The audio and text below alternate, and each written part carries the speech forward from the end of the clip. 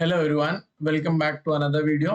इस वीडियो में हम लोग इनपुट टैक्स क्रेडिट का जो सेकंड सेक्शन है, सेक्शन 18, वो देखेंगे। इसके आने के चांसेस एग्जाम में मुझे नहीं पता कि आएगा या नहीं आएगा, बट इसको करना जरूरी है क्योंकि ये इंपॉर्टेंट सेक्शन है। और अगर इनपुट टैक्स क्रेडिट अगर थोड़ा सा भी ट्रिकी करना है ना, तो सेक्शन 18 का सम जरूर आएगा। तो हम लोग डायरेक्टली स्टार्ट करते हैं। मैं अपने पीडीएफ से ही पढ़ाऊंगा, डायरेक्टली फटाफट फटाफट हम लोग पॉइंट्स कवर कर लेंगे। उसके बाद में मैं पास्ट ईयर पेपर 2018 का सोल्यूशन डालूंगा। तो आज के दिन दो वीडियोस आएंगे, एक सेक्शन 18 का और एक पास्ट पेपर का। तो हम लोग डायरेक्टली स्टार्ट करते हैं हमारा section 18। Okay, section 18। Okay, section 18 क्या बोलता है? सेक्शन 18 किसके बारे में है? स्पेशल सर्कमस्टेंसेस के बारे में।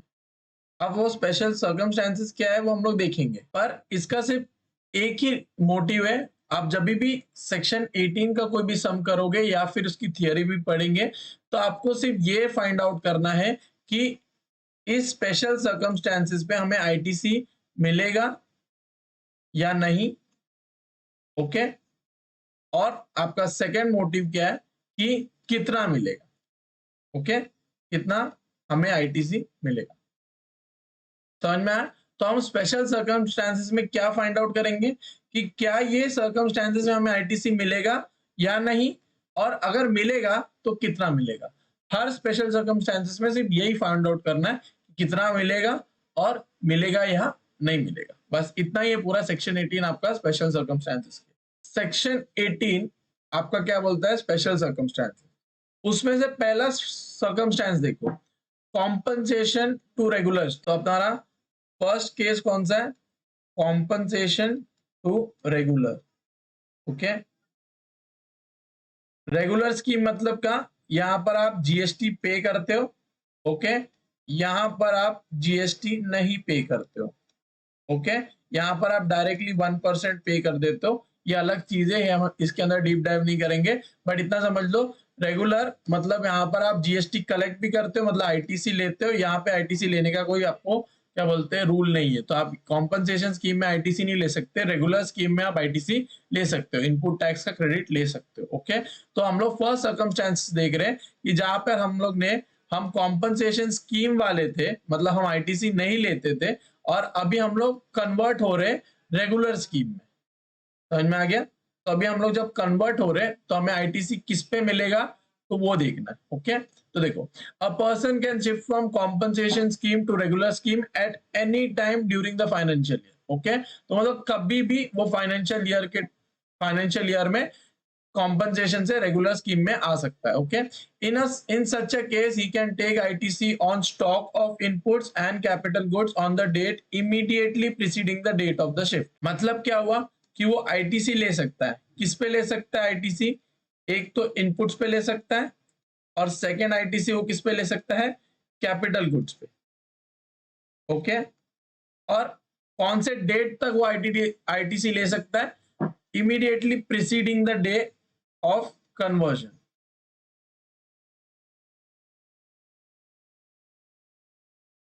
ओके, समझ में आ गया? तो immediately preceding the date of shift मतलब फॉर एग्जांपल, आप 1 मार्च को शिफ्ट हो रहे हो, मतलब ये आपका रेगुलर में आप जब शिफ्ट हो रहे हो तो उसका डेट कौन सा है? 1 मार्च। तो आपको आईटीसी कब तक मिलेगा? 20th तक। मतलब 20th तक आपके स्टॉक में जो जो भी होगा उस पे आपको आईटीसी मिलेगा। समझ में आ गया? तो इस तरीके से आपको फाइंड आउट करना है। अब कितना मिलेगा वो हम लोग देखते हैं। How much ITC can be take? Inputs पे हम लोग full GST paid at the time of purchase, और कैपिटल गुड्स पे ये मैं आपको बताता हूं क्या है। ओके, तो देखो, इतना समझ में आ गया कि कॉम्पनसेशन से अगर आप रेगुलर में जा रहे हो तो आपको आईटीसी कहां पे मिलेगा? स्टॉक्स पे मिलेगा। ठीक है, जो आपका स्टॉक होगा वो, और कौन सी डेट का स्टॉक होना चाहिए? Immediately preceding the day of shift, मतलब एक दिन पहले का, जिस दिन आपका रजिस्ट्रेशन हो रहा है या फिर कन्वर्जन हो रहा है। ओके, उसके एक दिन पहले का आपको स्टॉक पे क्या मिलेगा? आईटीसी मिलेगा। समझ में आ गया? तो कौन कौन सी चीजों पे मिलेगा? इनपुट्स पे मिलेगा और कैपिटल गुड्स पे मिलेगा। इतना समझ में आ गया? अब इनपुट्स पे आप कितना ले सकते हो? Full GST paid at the time of purchase. तो जितना आपने जीएसटी पे किया है परचेज के टाइम पे, उतना आप आईटीसी ले सकते हो। सिंपल है ये तो। अब इतना याद रखना, अगर कॉम्पनसेशन में आप आईटीसी का क्रेडिट नहीं ले सकते, ओके, लेकिन कॉम्पनसेशन जब परचेज करेगा, फॉर एग्जांपल मैं रिटेलर हूं, ठीक है, और ये होलसेलर है, ओके, ये जीएसटी के अंदर आता है, ये जीएसटी के अंदर नहीं आता, ये कॉम्पनसेशन वाला, ठीक है, मैं कॉम्पनसेशन वाला हूं, ये क्या बोलते हैं, रेगुलर वाला है। तो अब इससे जब मैं गुड्स परचेज करूंगा, ओके, तो मेरे को इसको जीएसटी तो पे ही करना पड़ेगा ना, समझ में आ गया। तो जब हम कन्वर्जन करेंगे कॉम्पनसेशन से रेगुलर में, तो इनपुट्स पर हम लोग ने जो भी परचेज के टाइम पे जीएसटी पे किया उसका हमें क्रेडिट मिलेगा। ओके, इतना समझ में आ गया। मतलब हम लोग ने यह समझो ये इनपुट्स खरीदा है, कुछ भी इनपुट गुड्स या सर्विस कुछ भी हो सकता है, ओके, तो इस पे जो हम लोग ने जीएसटी पे किया है वो हमें जीएसटी का क्रेडिट मिलेगा। ओके, इतना समझ में आ गया। अब कैपिटल गुड्स के बारे में,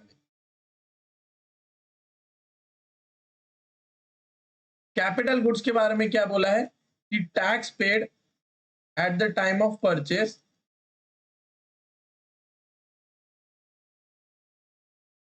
माइनस 5% पर क्वार्टर और पार्ट ऑफ क्वार्टर। ओके, तो आपका क्या है, tax paid at the time of purchase minus 5% per quarter और पार्ट ऑफ क्वार्टर। ओके, मैं आपको इसका एग्जांपल से बताता हूं। देखो, ये हम लोग फोर्थ पॉइंट देखते हैं, मैं इसको सम पूरा करवाऊंगा, पर अभी हम लोग सिर्फ एग्जांपल के लिए फोर्थ पॉइंट देखते हैं। Machine 2 purchased on 11/5/20 paying GST of 60,000। Okay, तो एक बार देख लेते हैं कब कन्वर्जन हुआ है। Mister A shifted from compensation scheme to regular scheme on 17/11/2020। Okay, तो मतलब उसने 17 नवंबर को कन्वर्ट हुआ। The details of the stock on previous day is given below. Okay, तो मशीन 2 परचेज हम लोग ने कब किया, 11/5 को। ये तो स्टॉक के बारे में डिटेल्स है, ये प्रीवियस डे, बाकी मशीन तो जब परचेज करते हैं उसके उसी का डेट होगा, राइट। तो मशीन 2 कब हम लोगों ने परचेज किया, मई को परचेज किया, पेइंग जीएसटी ऑफ 60,000। ओके, अब देखो ये वाला पॉइंट देखो, मशीन 2 परचेज ऑन 11/5/20, कितना टैक्स पे किया, 60,000 माइनस 5% ऑफ पर क्वार्टर और पार्ट ऑफ क्वार्टर। अब देखो कितना क्वार्टर आपका चले गया, 11/5 मतलब आपका कौन सा क्वार्टर हो गया, ये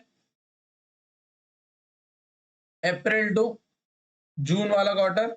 ओके, फिर क्या आएगा, जुलाई टू सितंबर वाला क्वार्टर, फिर आएगा अक्टूबर टू दिसंबर वाला क्वार्टर, और फिर जैन टू मार्च वाला क्वार्टर।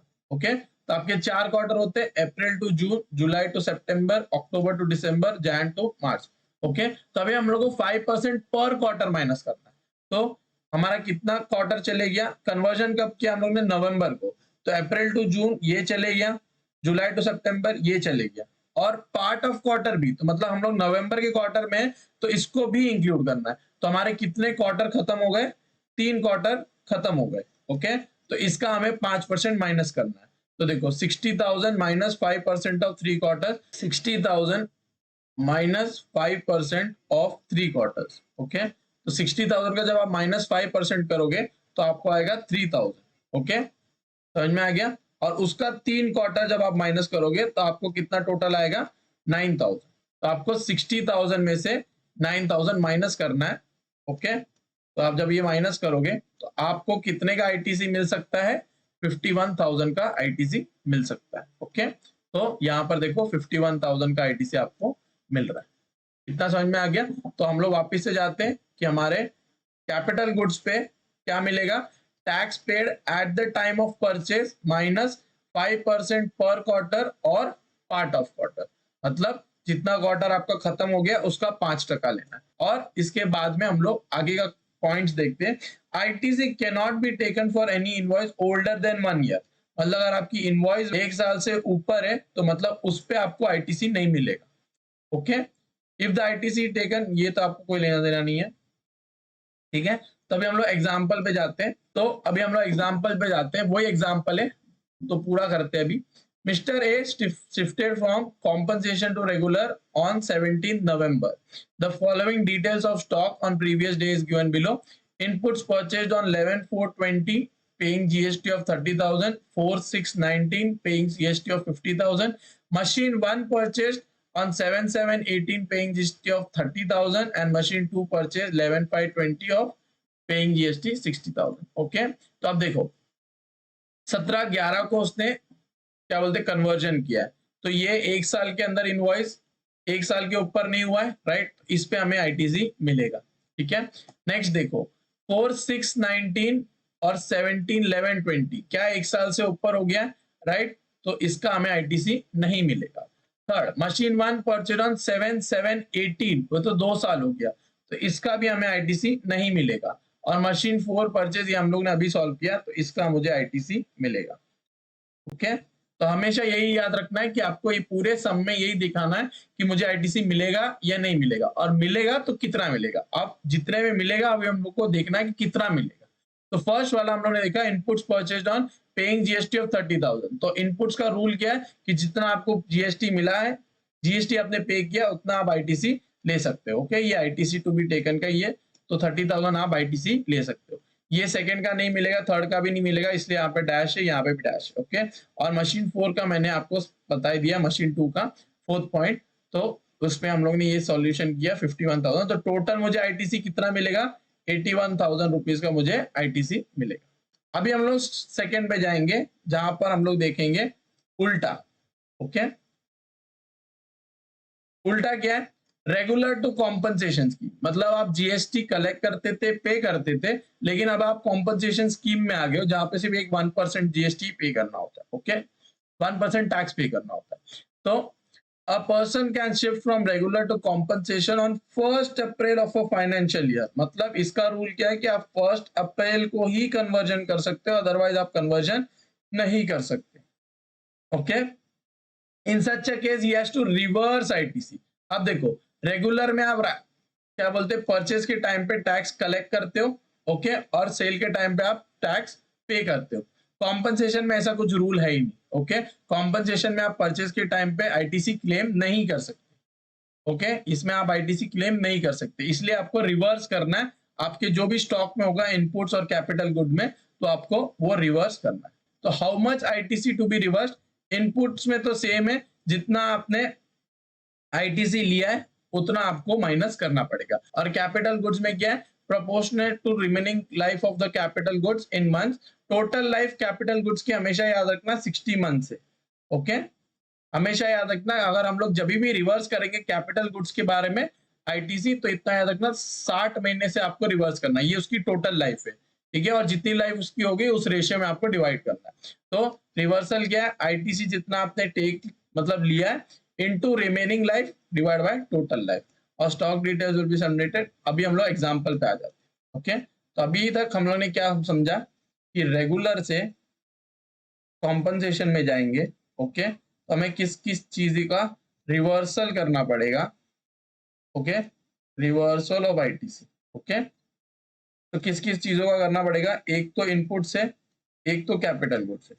इनपुट्स पे हमें कितना अमाउंट रिवर्स करना पड़ेगा, फुल आईटीसी टेकन, और कैपिटल गुड्स पे proportionate to the remaining life. ठीक है, proportionate to the remaining life. इतना समझ में आ गया। अभी हम लोग एग्जांपल देखते हैं, तो आपका कॉन्सेप्ट भी क्लियर हो जाएगा। Mr. A shifted from regular scheme to compensation on 1st April 21. The details of the stock of the previous day is given below. Inputs purchased on 4/3/21 taking ITC of 15,000 and machine purchased on 11/11/20 taking ITC of 60,000. Calculate ITC reversal. Okay, तो computation of ITC reversal। First वाला तो easy है, inputs आपने purchase किया 4/3/19 को, तो कितना आपको रिवर्सल मिलेगा, जितना आपने आईटीसी लिया था उतना आपको रिवर्स करना पड़ेगा, तो 15,000 आपको रिवर्स करना पड़ेगा। सेकेंड वाला देखते हैं, मशीन परचेज ऑन 11/11/20। ओके, अब देखो आज की तारीख क्या है, 1/4/21। ओके, मैंने परचेज किया था 11/11/20 को। ओके, तो अभी हम लोग को सिर्फ और सिर्फ मंथ्स देखने, 11th हमारा पहला मंथ, ठीक है। 11th हमारा पहला मंथ मतलब नवंबर, दिसंबर, जैन, फेब और मार्च, कितने महीने खत्म हो गए मेरे? 5। और आज का डेट कौन सा है? 1st ऑफ अप्रैल, मतलब 5 महीने तक मेरे को इसको रिवर्स करना है। तो कैसे रिवर्स करोगे? 60,000 इंटू 55 डिवाइड बाय 60, ये टोटल है उसकी लाइफ। ओके, ये आपकी रिमेनिंग लाइफ, और 60,000 का आपने आईटीसी लिया है। यहाँ पर आपको दिख जाएगा 60,000 का अगर आपने आईटीसी लिया है, तो इसका इतना आपको रिवर्स करना पड़ेगा, जो इसका आंसर आएगा। तो टोटल आपको आईटीसी कितना रिवर्स करना है? 70,000।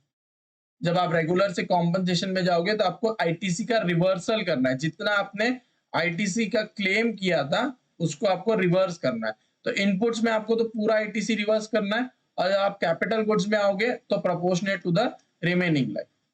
समझ में आ गया? और इतना याद रखना, अगर हाफ मंथ भी होगा तो उसको पूरा एक मंथ कैलकुलेट करना है। जैसे हम लोगों ने 11 को स्टार्ट किया था हमारा मशीन, तो हम लोगों ने 11 को भी कंसीडर किया। ओके, उस 5 महीने में हम लोगों ने 11 को भी कंसीडर, मतलब नवंबर को भी कंसीडर किया था। अब देखो थर्ड हमारा पॉइंट क्या बोल रहा है? Exempt to taxable and taxable to exempt. अब देखो, if exempt goods or service have been made taxable, then such person can take ITC on stock of inputs and capital goods as shown in 9(5). ये क्या है मतलब मैं बताता हूँ। और if taxable goods or service have been exempted to such, then such person has to reverse ITC on stock of inputs and capital। तो अब देखो हमारा थर्ड सर्कमस्टेंस क्या बोल रहा है कि हमारा जो गुड्स था वो exempt टू टैक्सेबल हो गया है। ओके, या फिर हमारी जो सर्विस थी वो एग्जाम थी, लेकिन अब वो क्या हो गई है? टैक्सेबल हो गई। ठीक है, तो एग्जाम गुड्स मतलब जिस गुड्स पे आपको जीएसटी नहीं लगता। टैक्सेबल तो समझ में आ गया कि जीएसटी लगता है। ठीक है, तो एग्जाम गुड्स मतलब आपको जीएसटी नहीं लगता था, मतलब आप लेते भी नहीं थे और क्या बोलते पे भी नहीं करते। तो फॉर एग्जाम्पल आप कोई एग्जाम गुड सप्लाई करते थे। अब एग्जाम कौन कौन से गुड्स है वो आपको एग्जाम्पशन चैप्टर में देखना पड़ेगा। ओके, तो एग्जाम गुड्स अभी क्या हो गए? आपके टैक्सेबल हो गए। समझ में आ गया? तो अभी तक आप ना इस पे जीएसटी क्लेम कर रहे थे, ना इस पे जीएसटी पे कर रहे थे। ओके, पर अब से जो भी आप करोगे उस पे आपको जीएसटी पे करना पड़ेगा, राइट? तो समझो आपके पास 1,00,000 रुपए का स्टॉक पड़ा है। ओके, एग्जाम गुड्स था, और अगले दिन जब वो टैक्सेबल हुआ तो वो 1,00,000 रुपए पे अब क्या पे करना पड़ेगा? आपको जीएसटी पे करना पड़ेगा, राइट? समझ में आया? जब आप इसको सेल करोगे या सप्लाई करोगे, जो भी करोगे, तो आपको जीएसटी इस पे करना पड़ेगा। तो ये टोटल अमाउंट पे आपको जीएसटी फॉर एग्जांपल 10,000 लगा, राइट? लेकिन इस पे तो आपने जब परचेज किया था ये स्टॉक, तो इस पे तो आपने कोई भी इनपुट टैक्स पे ही नहीं किया, और जब आपने इनपुट टैक्स पे नहीं किया तो आपने आईटीसी क्लेम ही नहीं किया, राइट? तो इस 1,00,000 के स्टॉक पे आपने आईटी इनपुट टैक्स पे नहीं किया और ना आईटीसी क्लेम किया, पर आप जब सप्लाई कर रहे हो तो आप उसको आपको इसके ऊपर 10,000 रुपए का जीएसटी पे करना है फॉर एग्जाम्पल। ठीक है, तो मतलब आपकी लाइबिलिटी बढ़ रही है, राइट? इस पे ना आप क्रेडिट ले सकते हो, कुछ नहीं ले सकते। तो इसीलिए फिर गवर्नमेंट ने बोला कि जब आप एग्जाम गुड से टैक्सेबल में जाओगे तो आपका जो भी स्टॉक रहेगा उस पे आप आईटीसी क्लेम कर सकते हो। ओके, आप कितना कर सकते हो वो हमारा सेम रूल है जो हम लोगों ने फर्स्ट में देखा, जब हम लोग कॉम्पनसेशन से किसमें जा रहे थे? टैक्सेबल में जा रहे थे। तो उस पे क्या रूल था? इनपुट पे आपको क्या मिलेगा? जितना आपने जीएसटी पे किया है उतना। ठीक है, तो मतलब इस 1,00,000 स्टॉक पे फॉर एग्जांपल 5% जीएसटी लगने वाला है। ठीक है, तो इस 5% जीएसटी का फॉर एग्जाम्पल हमें मिलेगा 5,000 रुपया। ये 5,000 रुपए का मुझे क्या मिलेगा? आईटीसी मिलेगा। समझ में आ गया? और कैपिटल गुड्स पे हमारा सेम आएगा, tax paid minus 5% per quarter और part of quarter. Capital goods पे आपको कितना मिलेगा? Tax paid. अब आपने टैक्स तो कुछ पे किया नहीं है, राइट? तो अज्यूम करो आपने 10,00,000 रुपए का कोई कैपिटल गुड्स खरीदा, ओके, और उसका टैक्स रेट है 12%। ओके, तो आप ये अज्यूम करके चलोगे कि आपने जब खरीदा था तब आपने 12% टैक्स पे किया था।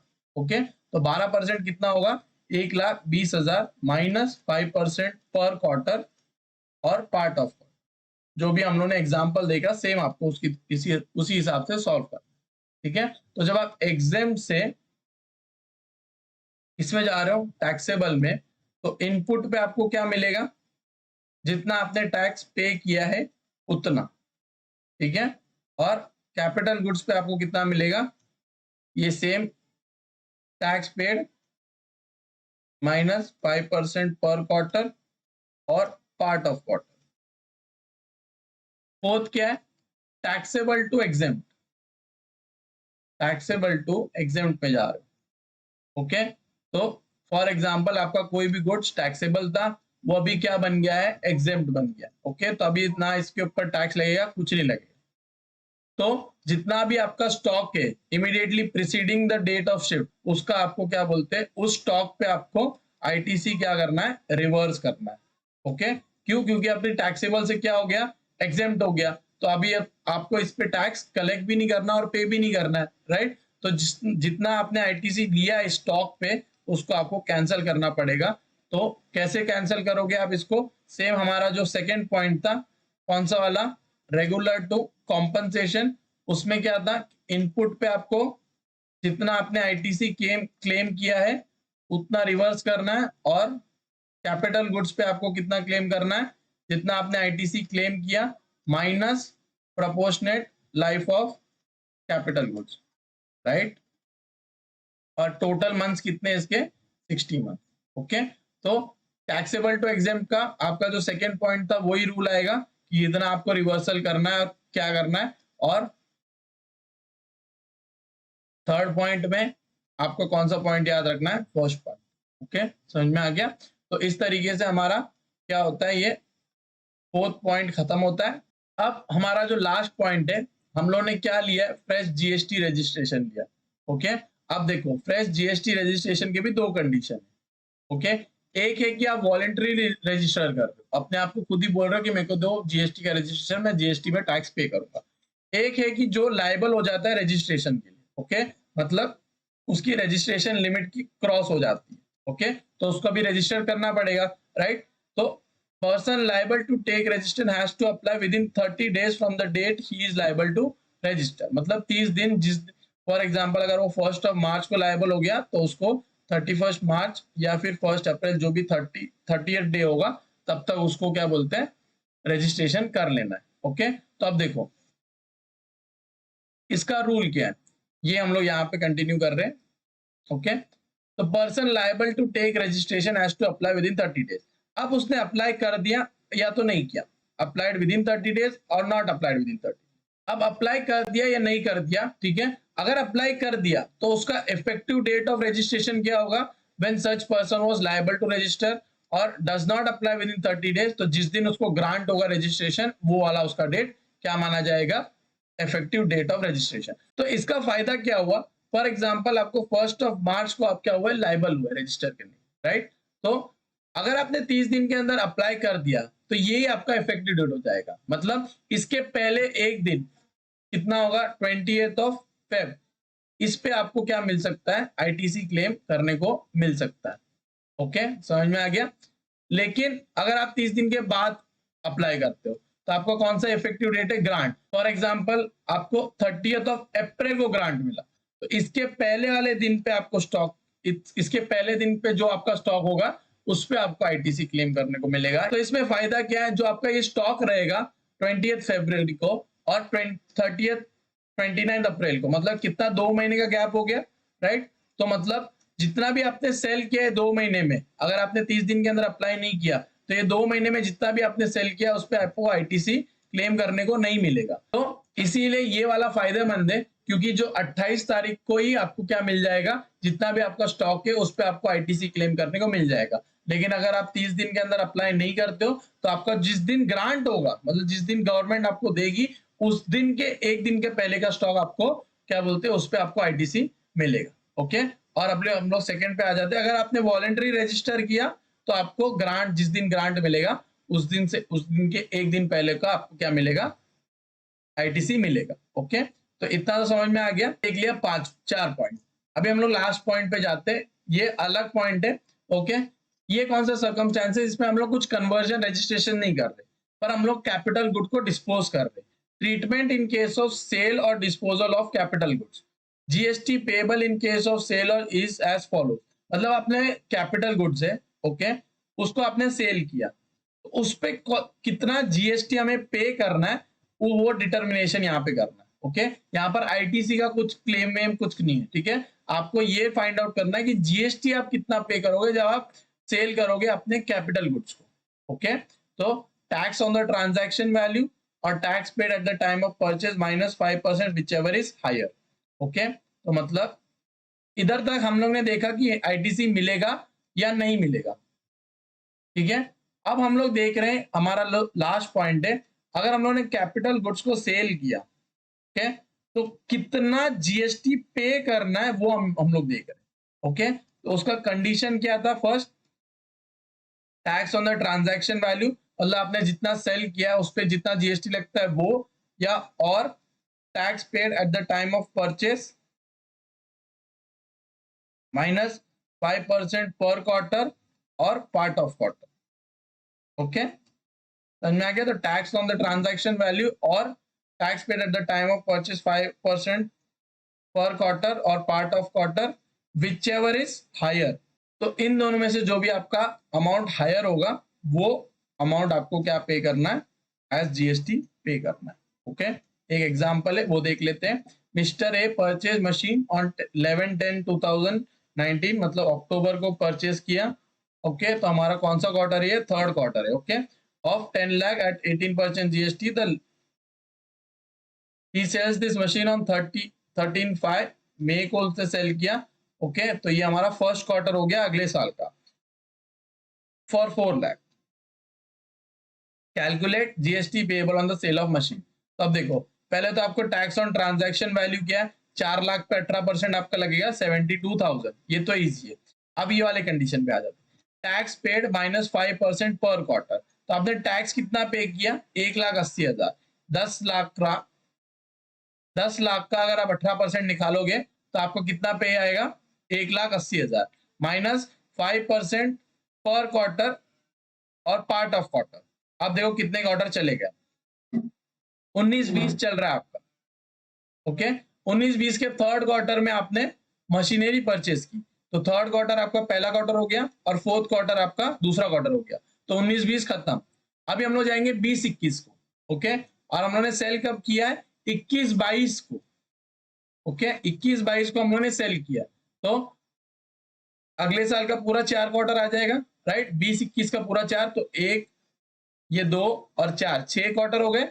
और फिफ्थ हम लोग मई को सेल कर रहे हैं, तो ये क्वार्टर भी ऐड होगा, तो टोटल क्वार्टर कितने हो गए आपका, हमारे 7 क्वार्टर हो गए। ओके, तो 1,80,000 माइनस 5% ऑफ 5% इंटू 7, 35% होगा। या तो आप ऐसे भी कर सकते हो, 1,80,000 माइनस 5% करो, जो वैल्यू आएगा उसको मल्टीप्लाई बाय 7 कर दो। ओके, 1,80,000 माइनस 5% करोगे तो आपको आएगा 1,80,000 का जब आप 5% करोगे तो आपको आएगा 9,000, इंटू 7 करो तो आपको टोटल आएगा 63,000। इस 63,000 को आप जब 1,80,000 से माइनस करोगे तो आपको आएगा 1,17,000। तो इतना आपको आईटीसी मिलेगा, 72,000 प्लस, सॉरी, इतना आपको जीएसटी पे करना है, तो आपको 1,17,000 पे करना है। क्यों, विच एवर इज हायर, तो 72 और 1,17,000 विच एवर इज हायर, आपको क्या पे करना है, जीएसटी पे करना है। ओके, ये इतना इंपॉर्टेंट नहीं है। Treatment in case of sale demerger, देखो, in case of sale merger ITC can be transferred by the transferor to the transferee, such transfer of ITC should be along with the transfer of liability. ये कुछ इतना important नहीं है, read मारना है तो मार सकते हो। तो इस पूरे वीडियो में हम लोग ने 5 पॉइंट सीखे। ओके, मैंने पूरा का पूरा थियोरी में सिखाया है, मैंने पूरा का पूरा नोट से सिखाया है। तो फर्स्ट था हमारा compensation to regular. Okay, second था हमारा रेगुलर टू कॉम्पनसेशन। थर्ड क्या था, एग्जेम्प्ट टू टैक्सेबल। फोर्थ इसका उल्टा था, taxable to exempt. Fifth point हमारा क्या था, रजिस्ट्रेशन वाला, जहाँ पे आपको लायबल हो जाते हो रजिस्ट्रेशन के लिए, यहाँ पे आप वॉलेंट्री रजिस्ट्रेशन कर रहे हो। ओके, एक तो आप लायबल हो गए हो, एक तो आप वॉलेंट्री कर रहे हो। ओके, और सिक्स्थ हम लोग ने क्या देखा, sale of capital goods. Okay. ये 5 पॉइंट पे आपको ये डिटरमाइन करना है कि आईटीसी मिलेगा या नहीं मिलेगा और कितना मिलेगा। ओके। पर इस पॉइंट पे हमें ये देखना है कि जीएसटी कितना हमें पे करना है। ओके। तो ये 5 पॉइंट आपका आईटीसी के लिए, ये एक लास्ट पॉइंट आपका किसके लिए, जीएसटी के लिए। ओके। तो इस तरीके से हम लोगों ने हमारा सेक्शन 18 खत्म किया। इसमें सिर्फ 6 ही पॉइंट से मैंने फटाफट सिखाया है। आएगा या नहीं आएगा कोई भरोसा नहीं है, बट इस तरीके से हम आ सकते हैं। तो आपको कंडीशन पता होनी चाहिए कि कितना आईटीसी लेना है और किस पे आईटीसी मिलेगा, वो मैंने आपको बता दिया। नहीं समझ में आया हो तो नोट्स का मैं लिंक डाल दूंगा डिस्क्रिप्शन में, आप नोट्स रेफर कर लेना, एक बार रीड मार लोगे तो ईजी है, बहुत ईजी है, कुछ करने की जरूरत नहीं है। अभी हम लोग इनकम टैक्स पेपर का मैं सोल्यूशन डालूंगा, इसका नेक्स्ट वीडियो जो होगा। सो अगर अभी तक आपने पूरा वीडियो देखा है तो लाइक करना मत भूलना, शेयर करना, सब्सक्राइब करना। Thank you so much, bye bye. अभी हम लोग मिलेंगे आज ही के दिन, बट दूसरे वीडियो में इनकम टैक्स पेपर का जो मैं सोल्यूशन कराऊंगा वो। Okay, thank you so much, bye bye.